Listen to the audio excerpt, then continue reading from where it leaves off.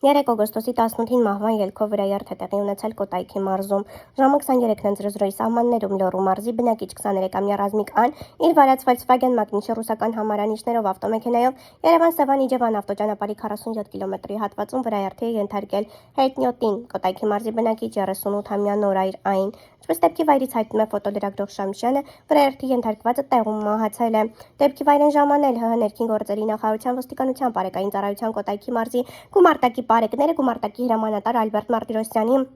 գումարտակի հրամանատարի տեղակալ Վահագն Կարապետյանի, գումարտակի ծառայության ավագ տեսուչ օրվա պատասխանատու Արտակ Ասատրյանի եւ գումարտակի ծառայության տեսուչ Կարլեն Բաղյանի գլխավորությամբ։ Ժամանել են նաեւ ՀՀ ՆԳՆ ոստիկանության, համայնքային ոստիկանության գլխավոր վարչության Հրազդանի բաժնի օպերատիվ խումբը բաժնի պետ Անի Դանիելյանի գլխավորությամբ։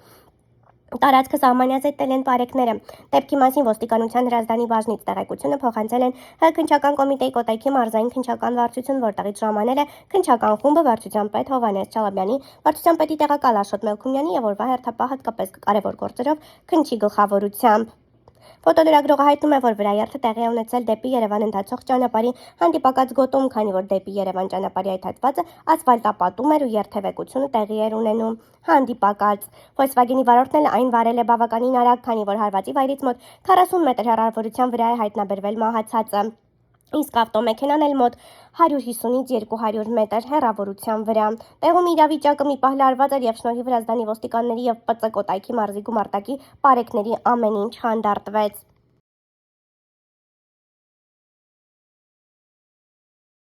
Այսօրվա առավոտից ներկայացրել ենք պրոդյուսեր Արմեն Պետրոսյանի դստեր Էլինա Պետրոսյանի հարսանյաց կադրերը։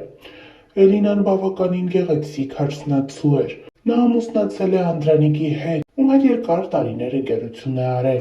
Այսօր նրանք այլևս ամուսիններ են։ Հետևելով կադրերին երևում է, որ ընտանիքները բավականին լուրջ են պատրաստվել իրենց երեխաների կյանքի ամենակարևոր օրվան։